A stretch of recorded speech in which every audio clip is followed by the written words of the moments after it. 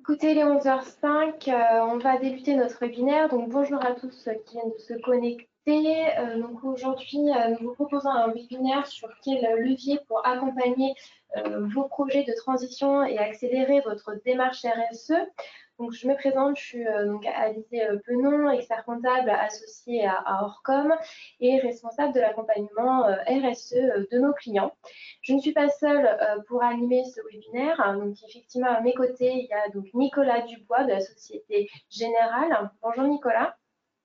Bonjour Alizée, bonjour à tous.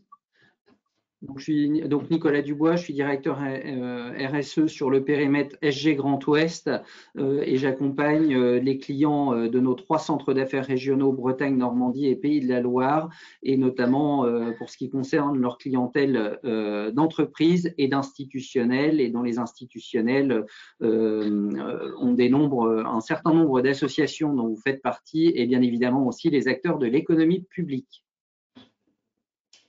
À nos côtés, il y a aussi du coup Mathieu Pagano qui fait partie de ABF Décision. Bonjour Alizée, bonjour Nicolas. Je m'appelle effectivement Mathieu Pagano. Je suis chargé d'affaires pour l'entreprise ABF Décision, une société de conseil et d'ingénierie en financement public qui accompagne les entreprises, mais également les associations et les collectivités dans la recherche d'aides publiques pour financer leurs projets. Écoutez, très bien. Ce que je vous propose tout d'abord, c'est qu'on je puisse vous présenter qu'est-ce que la RSO et ensuite un petit peu le contexte réglementaire. Tout d'abord, qu'est-ce que la RSO? Donc, c'est la responsabilité sociétale des organisations. Je pense qu'un certain nombre d'entre vous, vous connaissez plutôt l'acronyme RSE, responsabilité sociale des entreprises. Mais aujourd'hui, les entreprises ont mis la RSE au cœur de leur stratégie.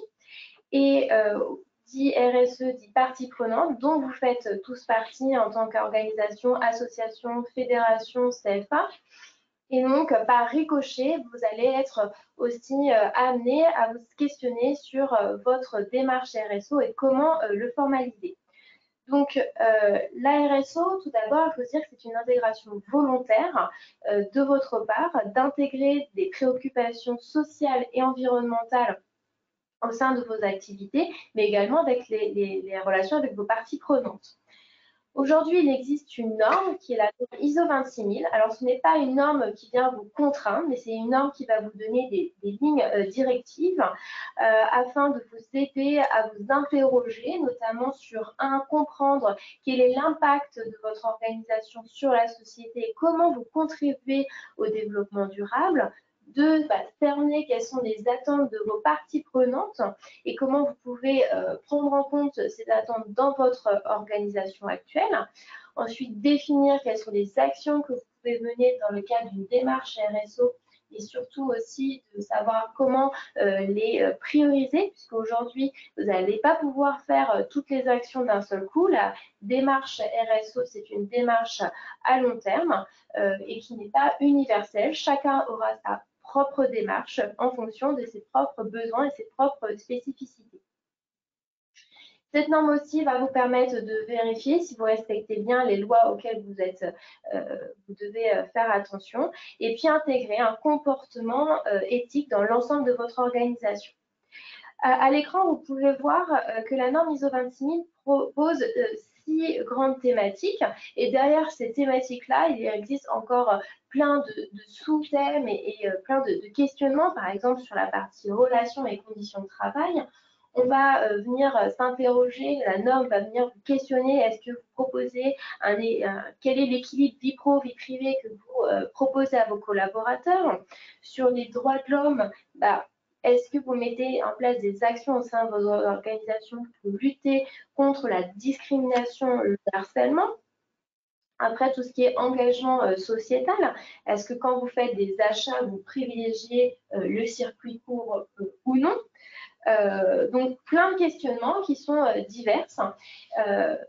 Bien évidemment, vous pouvez être amené à soit vous questionner sur l'ensemble de ces 7 piliers ou prendre pilier par pilier pour voir est-ce que je suis plus ou moins avancée sur les sujets ou j'ai des actions à mettre en œuvre. qu'il faut aussi, ce que la norme aussi met en avant, c'est qu'il y a des parties prenantes qui sont importantes à prendre en compte. Aujourd'hui, lorsque vous allez entreprendre une démarche RSE, c'est-à-dire que votre association va s'engager à être transparent auprès de ces parties prenantes, créer de la valeur pour ces parties prenantes et avoir un dialogue social avec eux. C'est-à-dire que dès lors qu'ils vont, vous allez faire des actions, il va falloir communiquer et généralement on fait des rapports RSO afin que la communication puisse être faite facilement auprès de l'ensemble de ces parties prenantes. Là, vous voyez toutes les parties prenantes qui sont à l'écran. Il y a deux types de catégories. Vous avez alors celles où vous allez avoir qui participent à votre vie économique. Ça va être les salariés, les bénévoles, les fournisseurs. Vous en avoir d'autres qui vont être là, qui vont être affectés directement ou indirectement par votre association, qui peut être du coup les usagers, les collectivités locales ou encore l'État. Donc, ce qu'il faut retenir jusqu'à entre cette définition et que je viens de vous donner, c'est qu'aujourd'hui, la RSO, c'est une démarche qui est volontaire. Et au cœur de cette RSO, vous avez vos parties prenantes. Et vous pouvez vous aider de la norme ISO 26000 pour construire votre démarche RSE. Toutefois, aujourd'hui, il existe quand même des textes qui sont applicables aux associations et qui sont un petit peu liés à cette RSE. Vous connaissez peut-être la loi Elan qui a été promulguée en 2018. Son objectif principal, c'était répondre aux enjeux 1 du logement, de l'aménagement et du développement numérique.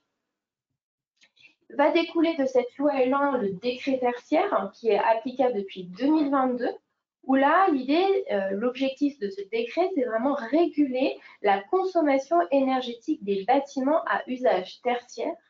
Mais attention, ce sont des bâtiments à usage tertiaire, mais de plus de 1000 mètres carrés. Donc, ça veut dire que si demain votre EHPAD et votre IME fait plus de 1000 mètres carrés, attention, vous êtes soumis à ce décret tertiaire. Par contre, si vous avez un ESAT dont les ateliers ne sont pas du tertiaire, là, vous n'êtes pas concerné par le décret tertiaire.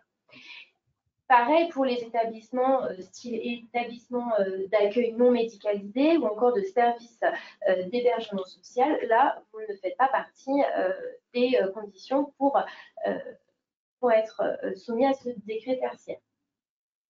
Il existe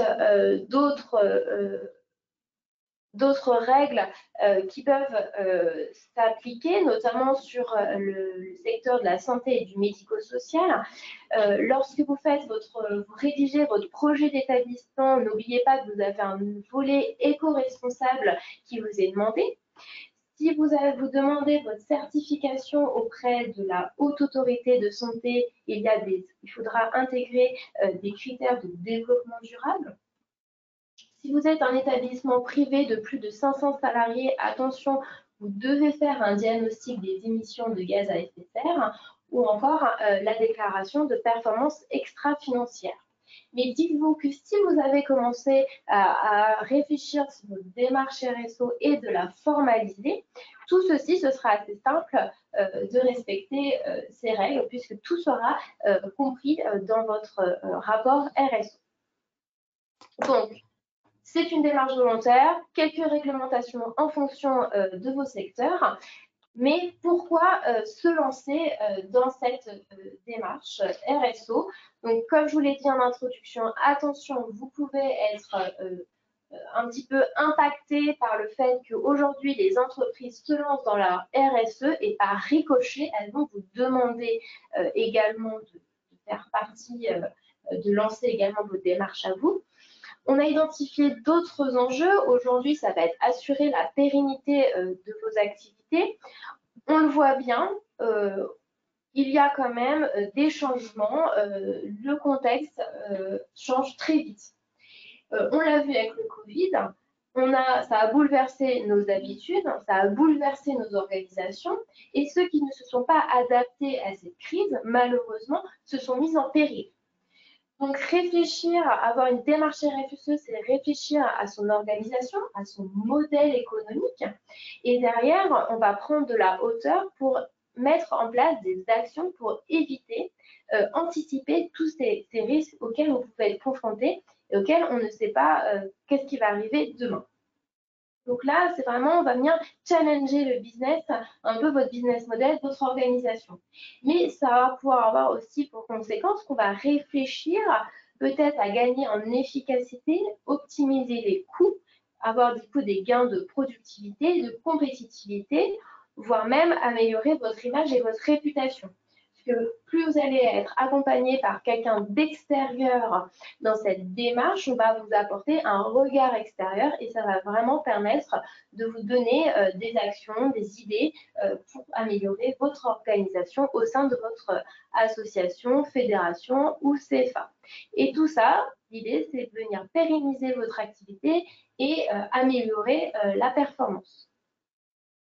Il y a aussi un autre sujet auquel la RSE peut vous aider, c'est qu'aujourd'hui, un de vos plus gros postes de dépenses, c'est les collaborateurs, la partie personnelle, charge sociale. Mais toutefois, on est tous confrontés aujourd'hui à avoir du mal à recruter. On a du mal à recruter parce qu'on est face à des nouvelles générations.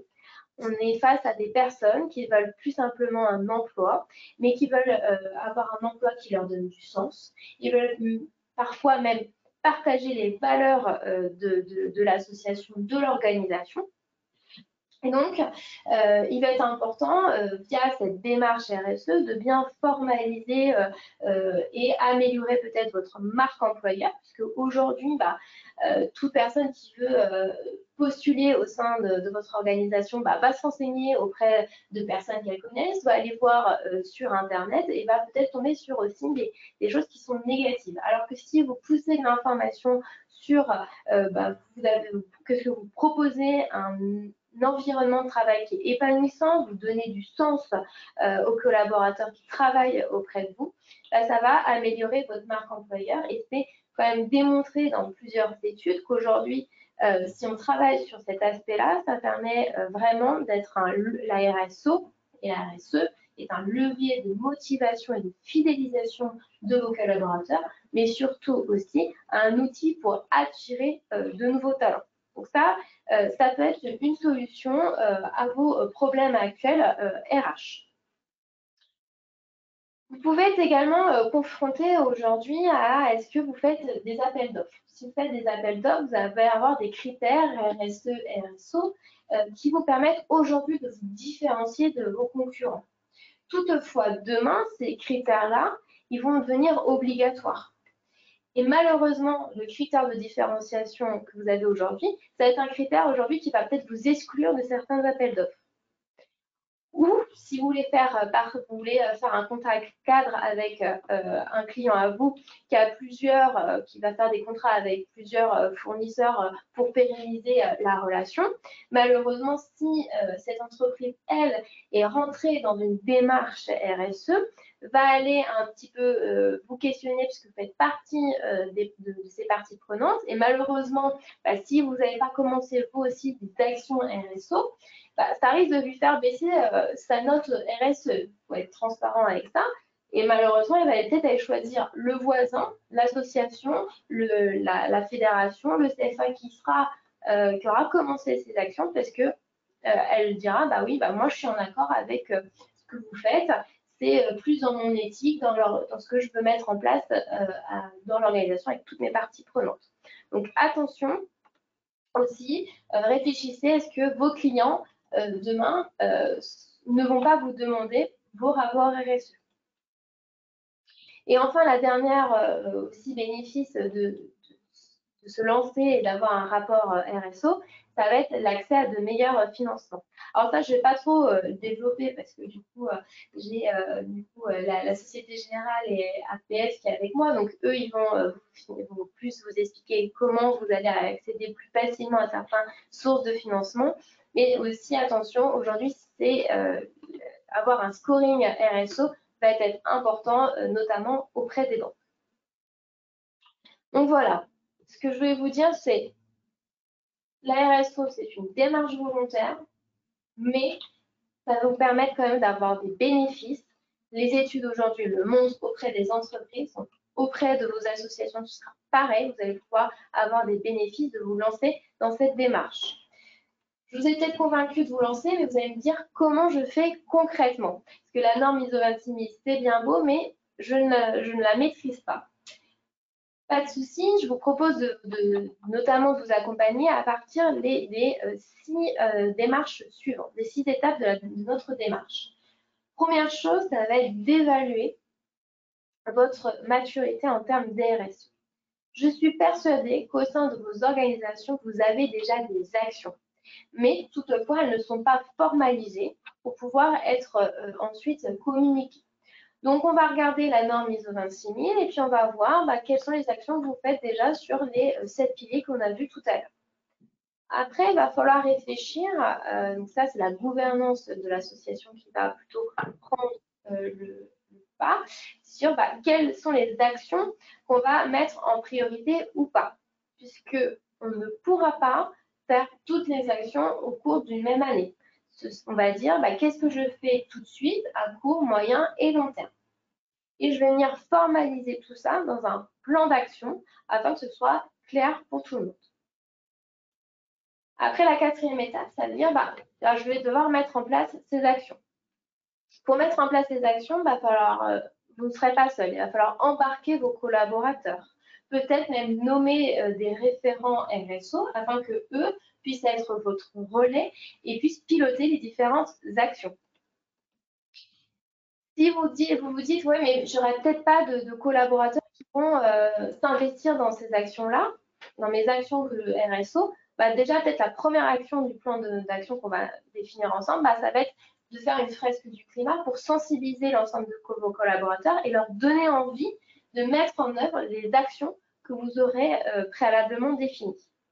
Ce qui va être important, ça va être de définir des indicateurs RSE pour vous aider, vous, à vous guider dans cette stratégie, à mesurer les performances que va découler des actions que vos collaborateurs auront mis en place et puis évaluer cette bonne gestion. Ces indicateurs, ils peuvent être quantitatifs ou qualitatifs, puisqu'en fonction des sujets, on devra avoir ces 2 types d'indicateurs. Si on prend par exemple votre premier pilier, c'était l'environnement, vous vouliez travailler là-dessus, on pourra mettre en place des choses simples, peut-être des indicateurs périodiques sur la consommation énergétique de vos bâtiments, la consommation de l'eau.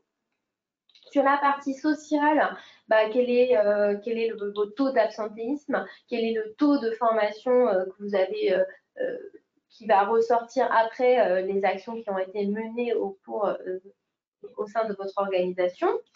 Puis après, si vous vouliez aussi mettre en place, privilégier les circuits courts, comme je vous ai évoqué tout à l'heure comme exemple dans la norme ISO 26000, on pourra facilement faire un ratio entre les montants des achats qui sont réalisés auprès d'entreprises locales sur le total de vos achats au cours du trimestre ou du semestre. Donc là, vous aurez comme ça des indicateurs qui vous permettra de vérifier l'efficacité des actions qui vont être préalablement définies et puis, si nécessaire, les adapter et on revoit cette partie plan d'action qui peut être peut-être revu au vu des premières analyses d'indicateurs. Et la dernière chose, ça va être de communiquer. Il va être important de communiquer à l'ensemble de vos parties prenantes. Donc là, facilement via un rapport RSE. Et là, pareil, on peut vous accompagner là-dedans. Concrètement, mon accompagnement se matérialise en 4 étapes. Déjà, c'est faire une phase préparatoire, échanger avec la gouvernance de votre organisation et puis dire qu'est-ce qu'on fait? Est-ce qu'on part sur je vais analyser la norme, tous les 7 piliers de la norme ISO 26000 ou non, je souhaite qu'on privilégie 2 ou 3 axes. Donc là, moi derrière, je vais faire le diagnostic, un diagnostic en 2 temps, une approche quantitative où là, entre guillemets, à part me donner les éléments comptables et sociaux, vous n'avez rien à faire. Moi, après, j'ai une méthode de calcul qui vous permettra de vous donner un scoring RSO assez facilement. Mais ce qui va être le plus intéressant, c'est aussi de confronter ce scoring avec des entretiens avec vos parties prenantes que vous aurez bien évidemment décidé, qui je vais interroger, avec qui je vais m'entretenir. Et grâce à cette approche quantitative et qualitative, je vais pouvoir vous proposer une synthèse, des conclusions, des recommandations pour vous dire attention sur tel ou tel pilier et de la norme ISO 26000, ce serait bien de travailler de façon prioritaire. Et l'idée, c'est qu'on monte ensemble un plan d'action. Mais ma mission ne va pas s'arrêter uniquement à ce plan de mission. L'objectif, c'est de vous accompagner. Peut-être que moi, en interne, je vais avoir des personnes, un juriste, une personne en droit social pour vous accompagner s'il faut mettre des accords d'entreprise ou modifier, revoir votre partie juridique si besoin. Mais après, peut-être certaines actions, je ne vais pas connaître, je ne serai pas spécialisée.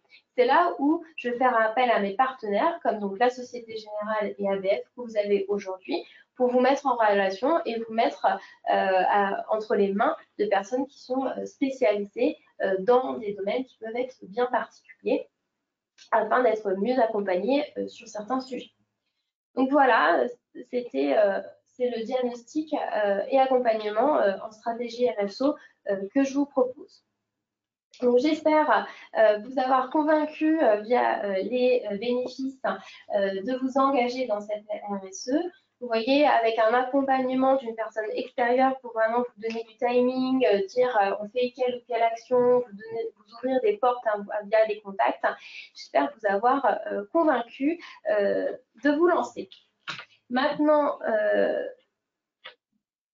on a quand même donc, des partenaires pour vous accompagner, notamment dans le financement de vos projets de transition. Et là, je vais laisser du coup la parole à Nicolas Dubois pour qu'il puisse vous expliquer sa partie. Merci beaucoup, Alizée, et merci pour la grande clarté de la structuration d'une démarche RSE. Je vous propose d'aborder la thématique de l'accompagnement des projets sous l'angle, bien évidemment, évaluation diagnostique et ensuite les solutions qui ont trait au financement des transitions au sens large. On peut passer, si vous voulez bien, le slide suivant, encore suivant. Voilà, donc l'évaluation, l'étude, les diagnostics. Donc on peut passer au slide suivant, s'il vous plaît. Merci.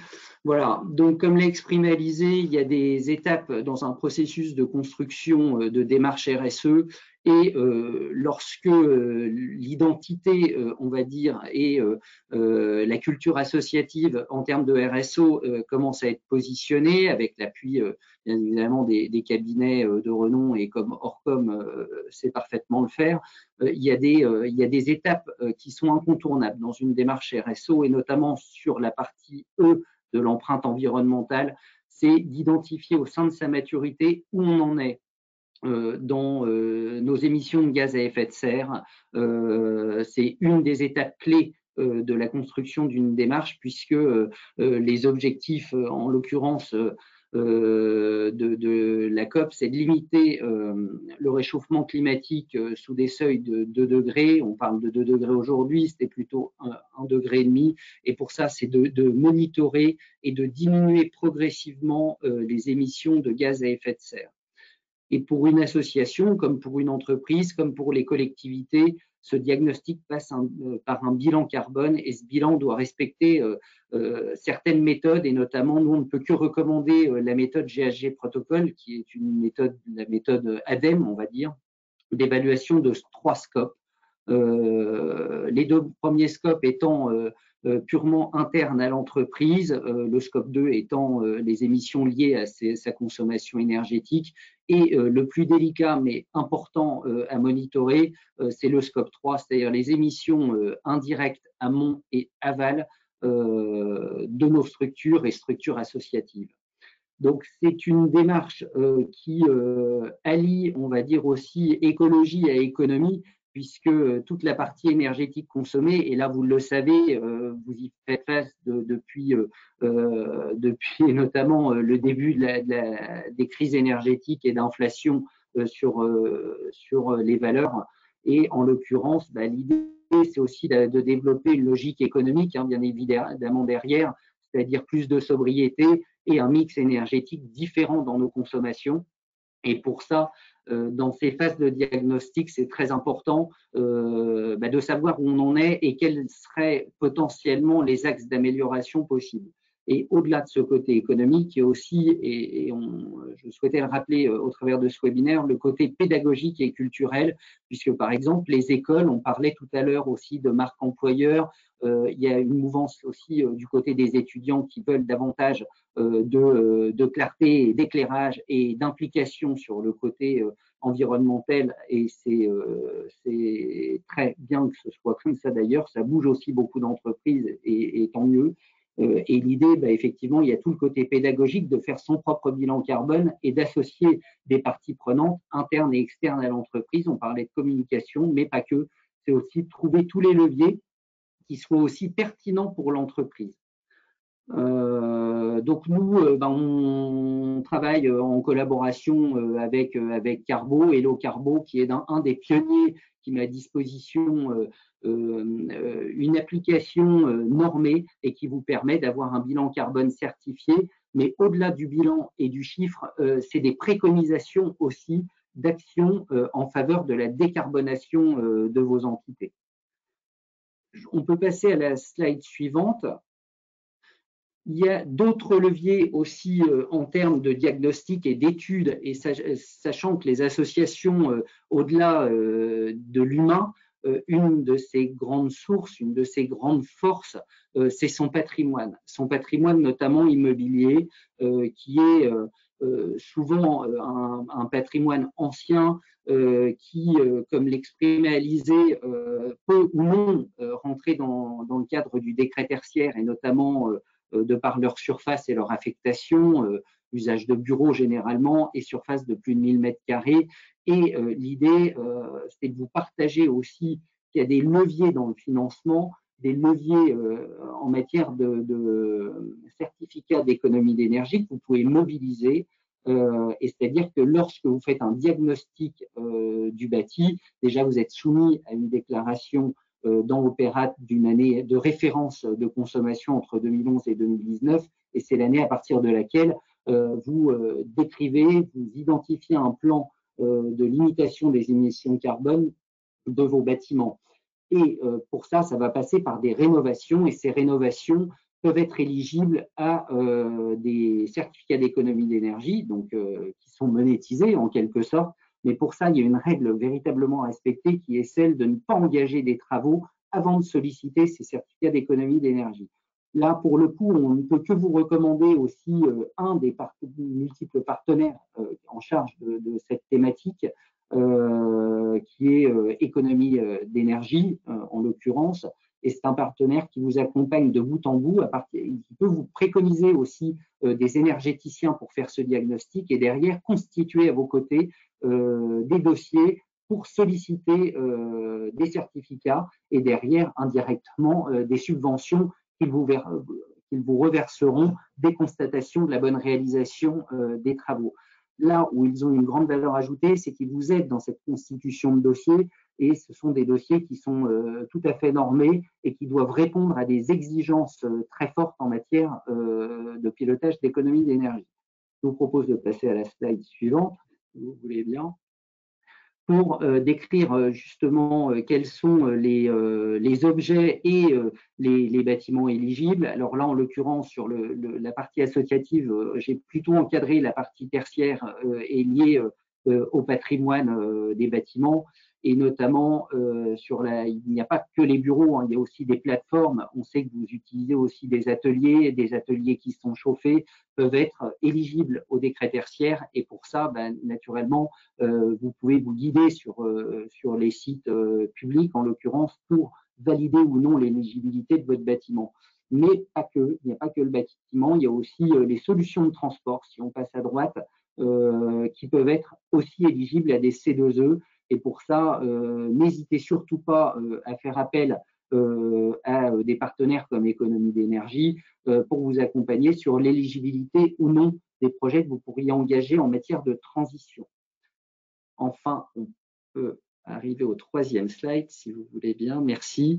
Donc, quels sont les exemples, pour revenir sur la partie du bâti, des bâtiments, des travaux qui peuvent être éligibles à l'obtention de certificats d'économie d'énergie, donc ce qu'on appelle en premier lieu l'enveloppe bâtiment, puisque dans l'énergie, dans le côté environnemental, la sobriété, il y a deux choses.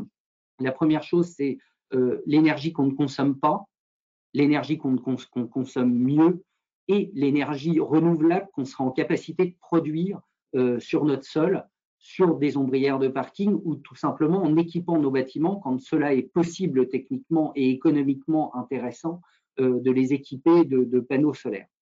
Donc, l'enveloppe bâtiment, c'est quoi? C'est l'isolation généralement des murs, enfin, c'est pas généralement, c'est l'isolation des murs et en l'occurrence aussi des isolations par l'extérieur. Donc, c'est ça qu'on appelle l'enveloppe bâtiment, qui doit respecter des normes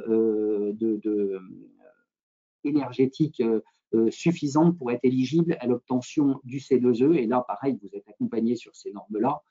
L'évolution du système de chauffage, donc on parle beaucoup aujourd'hui, voilà, il y a des systèmes de chauffage qui sont soit des chaudières gaz, des chaudières fuel ou tout simplement du chauffage électrique, et il y a des technologies qui ont été développées, notamment de la géothermie quand c'est possible, ou encore du raccordement à des réseaux de chaleur, parce que le public, il y a des chauffages collectifs, des centrales collectives qui se montent de plus en plus, issues notamment aussi de la valorisation de déchets ou autres, et sur lesquels vous pouvez vous raccorder. Et il y a aussi des systèmes de pompes à chaleur que vous pouvez utiliser en remplacement de vos chauffages dits carbonés et qui seraient éligibles à l'obtention de C2E. Il y a également tous les systèmes de génération de froid, les climatisations, mais aussi des systèmes aussi d'optimisation de fonctionnement, ce qu'on appelle la GTB, c'est la gestion technique des bâtiments, et là, qui sont un véritable levier d'optimisation et de gains énergétiques. C'est là, pour le coup, l'énergie qu'on ne consomme pas. Et on prend l'exemple notamment des écoles où 80% de leur temps, ou presque, les écoles n'accueillent que du public en journée sur des tranches horaires précises. Et une gestion technique des bâtiments permet d'optimiser à l'appui de la domotique des ventilations, des éclairages, du chauffage, et pour le coup, c'est vertueux en termes d'économie d'énergie. Voilà pour la partie certificat d'économie d'énergie.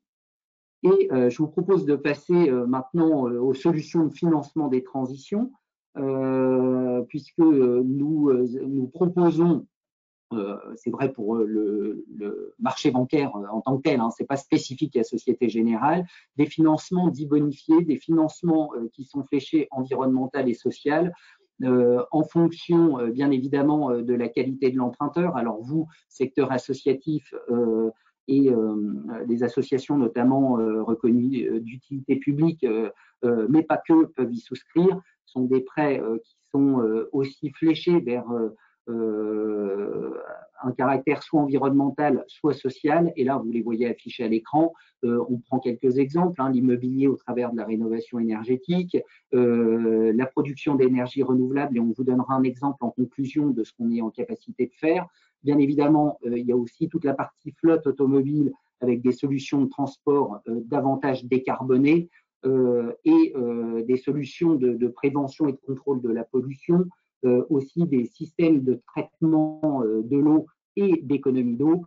Et il y a aussi des solutions qui sont nativement RSE et éligibles, accessibles notamment sur toute la partie foyer, logement social, d'accès à la santé. Des financements en faveur de l'éducation et de la formation.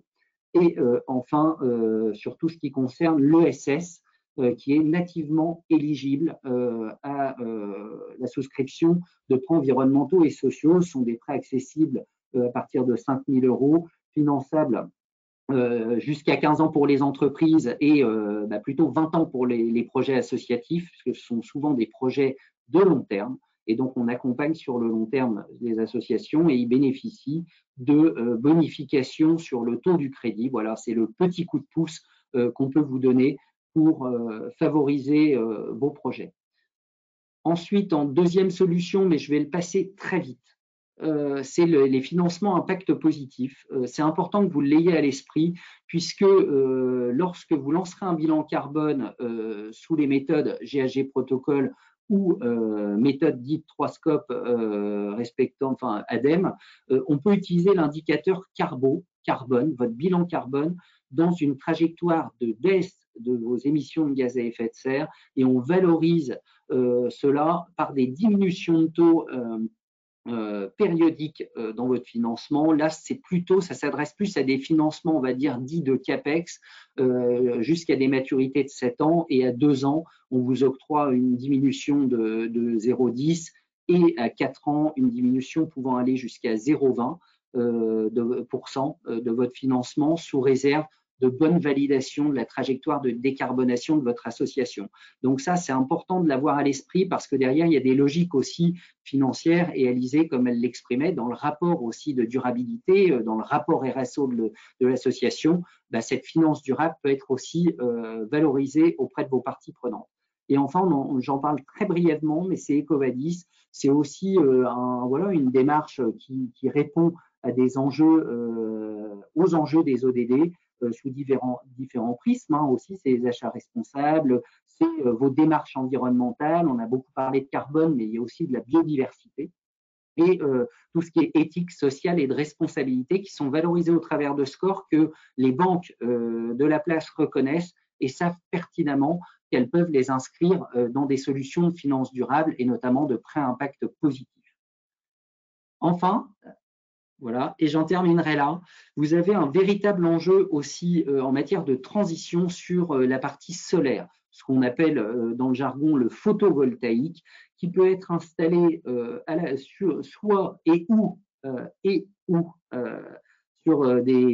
au sol et sur des ombrières de parking, sachant que la particularité de ces solutions, c'est que ça vous amène à des systèmes d'autoconsommation totale ou partielle. C'est vraiment vers ça qu'il faut viser pour, mieux maîtriser votre coût énergétique, et surtout d'inscrire dans une trajectoire durable votre production d'électricité, puisque en l'occurrence, vous valorisez votre patrimoine aussi associatif, puisque les toitures sont soit propriété de votre entreprise, de votre association, excusez-moi, soit mis à disposition sous des baux de très long terme. On parle aussi de baux amphithéotiques. Et l'idée, comme vous êtes utilisateur, consommateur de votre énergie, pourquoi pas aussi développer ce type de projet pour développer une part d'autoconsommation intéressante, avec une maîtrise du coût énergétique qui peut parfois vous échapper lorsque vous êtes soumis à des contrats de marché d'électricité. Donc ça, ce sont des financements de long terme, des amortissements longs, et c'est la raison pour laquelle on les valorise aussi sur des financements de long terme à vos côtés, et des prêts environnementaux et sociaux. Et là, pour le coup, pour ne pas se tromper, c'est d'utiliser aussi, et ça on ne peut que vous le recommander, des partenaires de renom, des partenaires de choix qui ont une expérience en la matière et qui vous aiguillent sur la meilleure solution au meilleur coût, aussi en fonction du bâti dans lequel vous avez installé vos activités. Et là, c'est très important de faire ce diagnostic aussi pour écrire cette trajectoire de sobriété et de production d'énergie renouvelable au service de vos activités. Voilà, j'en ai terminé pour la présentation. Je laisse la main à ABF Décision, Mathieu, qui va prendre la main sur toute la partie aussi d'équilibre financier, notamment des subventions. Merci beaucoup, Nicolas. Merci.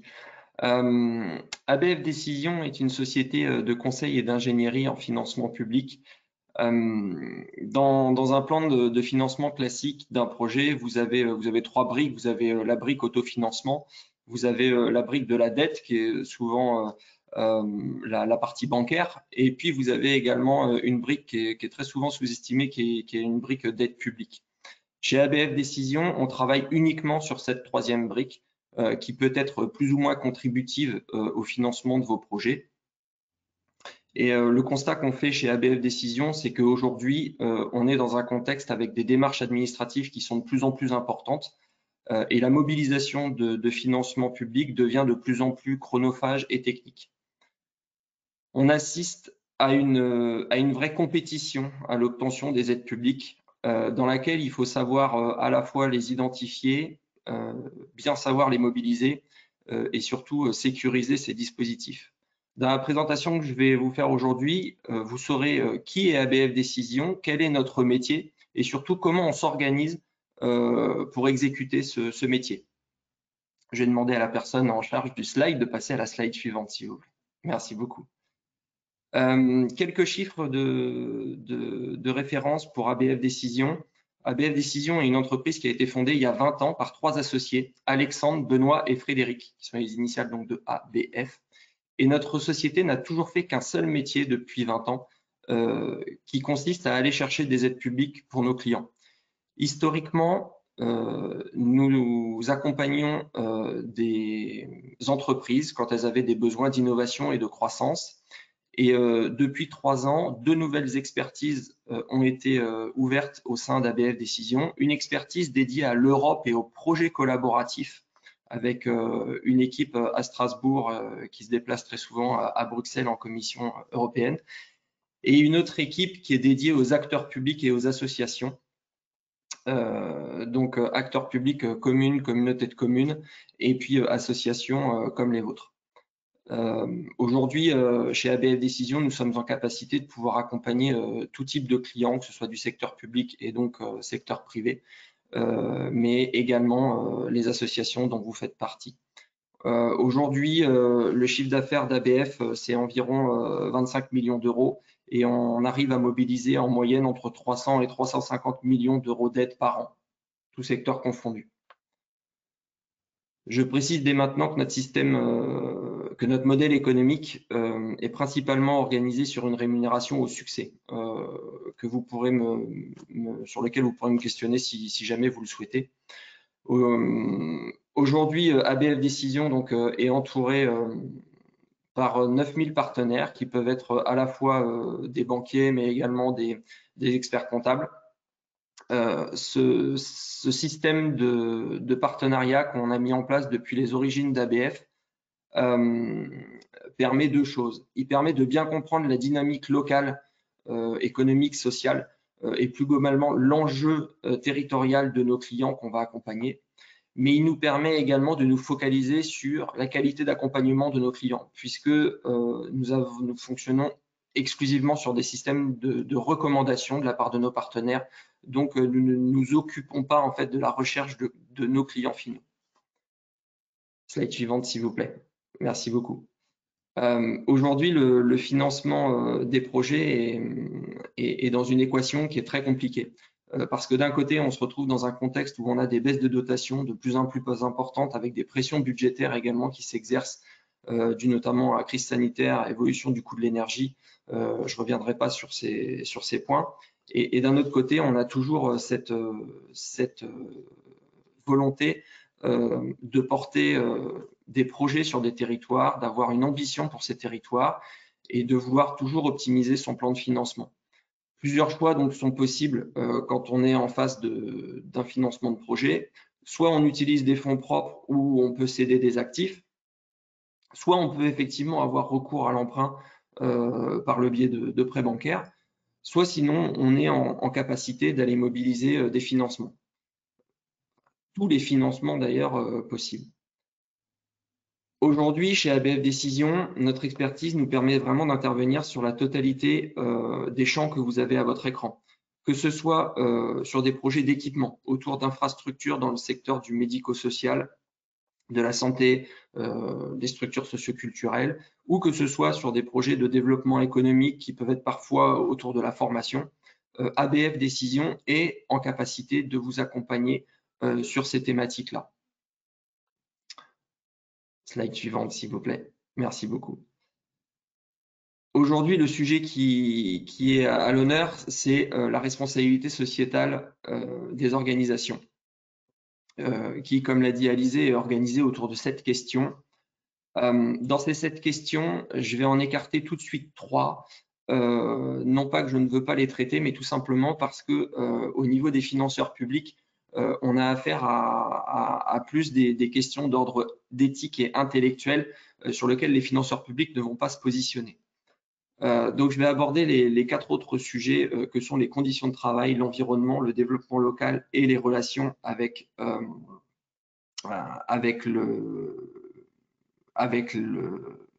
ça y est, j'ai un trou de mémoire, ça va me revenir. Au niveau des conditions de travail, donc vous allez avoir plusieurs plusieurs financeurs publics qui sont mobilisables, notamment tout ce qui a trait à la CARSAT, mais également l'assurance maladie qui va pouvoir vous accompagner quand vous avez certaines dépenses à prévoir. Je pense notamment aux investissements qui favorisent les bonnes conditions de travail pour limiter les troubles musculo-squelettiques. Donc ça, c'est des financeurs qu'on peut aller chercher. Une autre thématique sur laquelle vous avez énormément de financeurs publics qui peuvent être mobilisés, c'est toutes les questions et tous les sujets liés à l'environnement. Quand on est sur les investissements avec de l'optimisation d'énergie ou la protection de biodiversité, on a une multitude de financeurs qu'on peut mobiliser.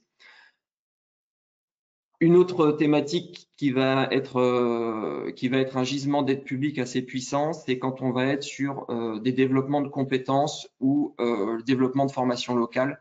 Donc là, ça sera vraiment le cas quand on va accompagner des CFA, où là, on va être en mesure de pouvoir mobiliser à la fois des fonds européens, mais également des OPCO. C'est un terme un petit peu technique, c'est les opérateurs de compétences. Donc, on va être également en mesure d'aider ça. Et puis, le dernier sujet qui conviendrait qu'on est en mesure d'accompagner, c'est donc les relations avec les usagers, où là, on va pouvoir vous accompagner sur tous les investissements qui favorisent, par exemple, l'accessibilité de vos locaux, la sécurisation de vos infrastructures. Donc là, on ira mobiliser les dispositifs qui sont aux mains des collectivités locales, que ce soit les départements ou même parfois les régions.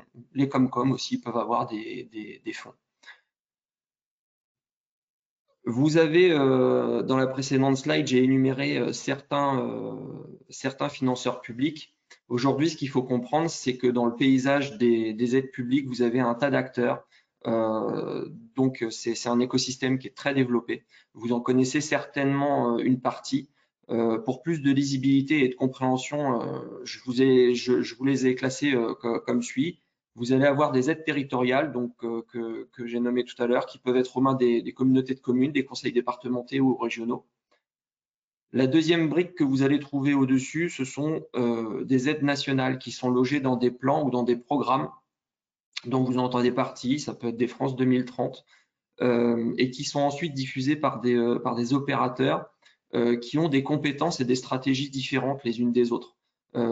Typiquement, on n'ira pas mobiliser l'ADEME quand on est sur un sujet exclusivement de santé et inversement. Donc, la totalité de cet écosystème, nous, on est en capacité de le mobiliser et de l'articuler. Je vais aborder tout à l'heure la méthode que l'on emploie en fait quand on veut effectivement les mobiliser. C'est la slide suivante.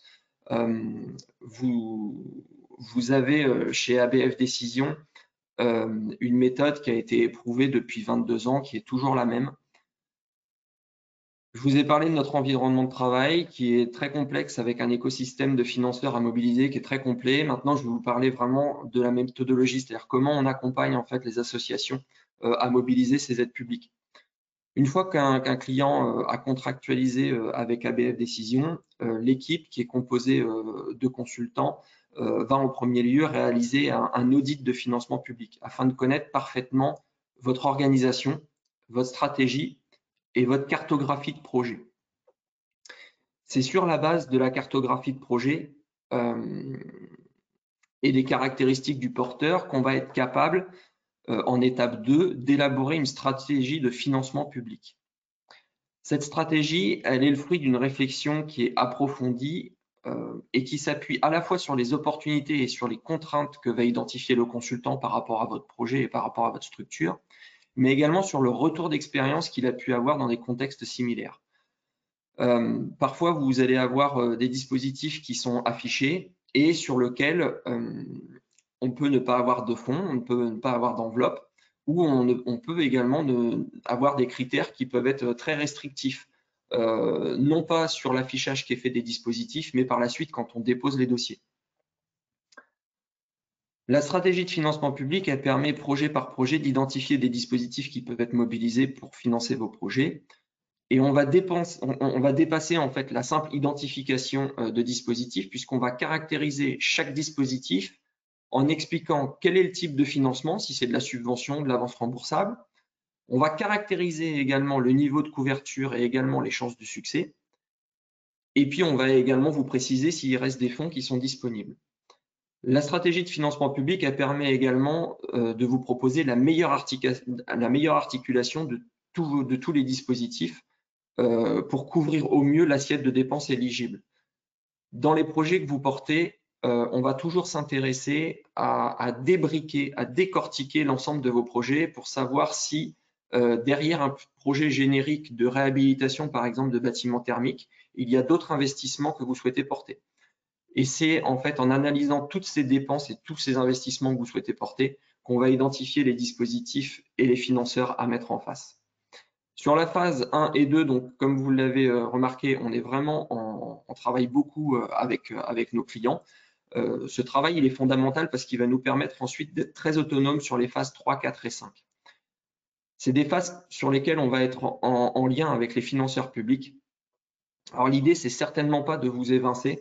L'objectif là sur les phases 3, 4 ou 5, c'est vraiment de vous soulager au mieux et de vous faire intervenir uniquement là où il est stratégique que vous interveniez. On ne va pas vous solliciter en fait à chaque dépôt de dossier, à chaque sollicitation de financeur public, ça sera notre partie. Mais par contre, il faut vraiment en fait qu'on arrive à vous soulager parce qu'on sait que c'est un moment qui va être extrêmement chronophage pour vous et pourtant c'est extrêmement stratégique. Je vais terminer la présentation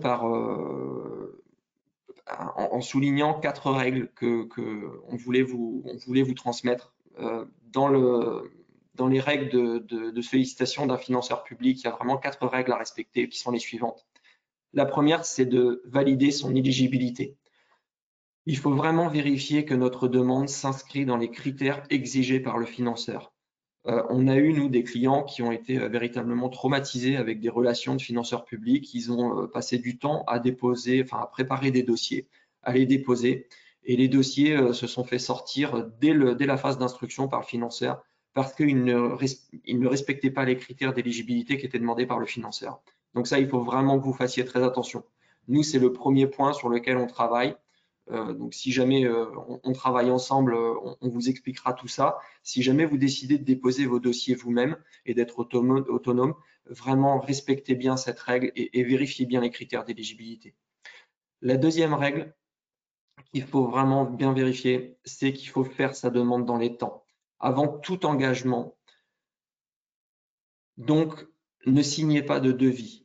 Sollicitez vos financeurs publics avant d'engager la moindre dépense. Toute dépense qui a été validée par la signature de devis est systématiquement écartée par un financeur, sauf cas très exceptionnel quand il y a une rétroactivité qui est autorisée. Et surtout, quand vous répondez à un appel à projet, donc avec des dates de dépôt strictes, respectez bien en fait les dates de dépôt. Une date est une date, le lendemain, l'appel à projet est fermé. Le troisième point que je voulais aborder avec vous et la troisième règle qui est à respecter, c'est vraiment d'optimiser votre budget. Ne pas se fier en première lecture au taux de façade qui est affiché sur vos critères, mais bien vérifier l'assiette des dépenses qui est concernée par les dispositifs. Trop souvent, on a des clients qui arrivent avec un dispositif en main en nous disant « je suis éligible à ça, c'est formidable, je vais avoir 60% d'aide sur mon projet ». Non, parce qu'ils n'ont pas vu les petites lignes, ils n'ont pas vu en fait les dépenses dont il était question. Donc, soyez vraiment très vigilants par rapport à cette troisième règle. Et la quatrième règle qu'il convient de respecter, c'est vraiment de sécuriser au maximum sa demande d'aide en constituant un dossier de suivi. Une fois que vous avez déposé votre dossier de subvention, ayez un dossier de suivi parfaitement ordonné avec les pièces justificatives qui vous seront demandées par le financeur public suite au conventionnement, avec un suivi analytique des dépenses. Tout simplement parce qu'il faut respecter les engagements que vous avez pris vis-à-vis du financeur public. Il faut pouvoir lui prouver que vos dépenses étaient parfaitement inscrites dans la convention que vous avez signée avec lui. Et en cas de contrôle, un dossier bien mené et bien structuré est extrêmement rassurant à la fois pour vous, mais également pour l'organisme de contrôle qui peut éventuellement venir chez vous pour contrôler ça. C'était les 4 règles sur lesquelles je voulais aborder. J'espère que ma présentation a été claire. Nous n'avions pas la prétention d'être exhaustif. On voulait juste vous présenter un certain nombre d'informations qui nous semblaient clés. Et naturellement, je reste à votre disposition si jamais vous avez des questions ou des interrogations. Vous avez mes coordonnées à l'écran, donc surtout n'hésitez pas à me stimuler et à m'appeler, il n'y aura aucun souci. Merci beaucoup Nicolas et Mathieu pour votre intervention. Peut-être qu'on peut rester connecté encore de 3 à 4 minutes. Si vous avez, vous, participants, des questions, vous avez un chat sur lequel vous pouvez nous poser des questions et avec plaisir, on y répondra. Sinon, effectivement, vous avez nos coordonnées. Moi, je suis disponible aussi, contactable via LinkedIn. Donc, si vous voulez échanger avec moi, il n'y a pas de souci où je suis. Vous pouvez me retrouver sur les réseaux. Alors, on va attendre quelques minutes si on a une question. De toute façon, c'est toujours la première question la plus difficile à poser. Alors, nous avons une question pour Monsieur Dubois. Y a-t-il une réelle plus-value en matière d'accès à des taux bonifiés à s'investir dans une démarche payante EcoVadis pour une association à but non lucratif porteur d'un agrément d'État de chantier d'insertion? Merci pour la question. Alors, c'est aussi la raison pour laquelle je n'ai pas souhaité développer plus que ça EcoVadis, puisque EcoVadis, c'est en quelque sorte une agence d'évaluation extra-financière qu'utilisent beaucoup les entreprises, et je prends notamment la grande distribution. Donc, la réponse à cette question, le modèle EcoVadis est pertinent dès lors que vous avez un volant commercial dans votre budget, dans votre chiffre d'affaires, qui est important. Voilà. Lorsque l'association a un budget qui est composé majoritairement de subventions, le modèle n'est pas forcément celui qui sera le plus représentatif d'une démarche RSE ou RSO pour votre association.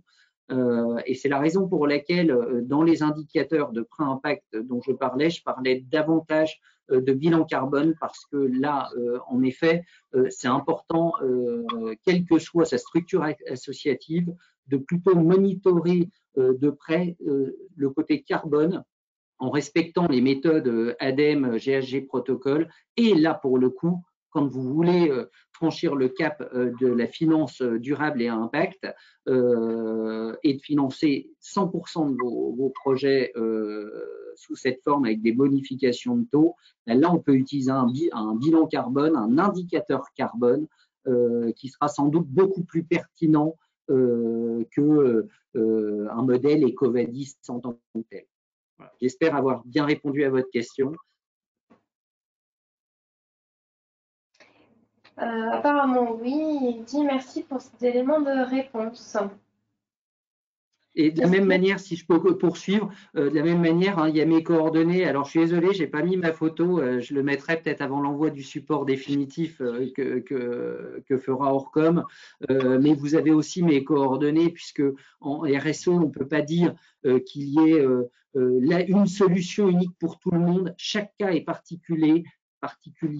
Et d'autant plus que les associations, vous êtes dans des secteurs très différents les uns les autres, et il n'y a pas une vérité vraie, si je puis me permettre, en matière d'évaluation extra-financière, d'où la pertinence aussi des conseils, comme le propose Alizé, hein, parce que ce soit partie prenante banque ou votre cabinet d'expertise comptable, on vous connaît très bien. Donc c'est en ça que les diagnostics peuvent être plus précis, et le conseil approche partie prenante peut être pertinente aussi auprès de chacun de vous. Je ne vois pas d'autres questions. Bon, écoutez, merci beaucoup Nicolas et Mathieu pour votre intervention. N'hésitez pas à nous recontacter. Avec plaisir, on répondra à vos questions et à vos spécificités. Et puis, peut-être rendez-vous pour un prochain webinaire sur une thématique un peu plus spécifique. Et je vous dis à bientôt et au revoir. Au revoir, merci. Au revoir, merci beaucoup.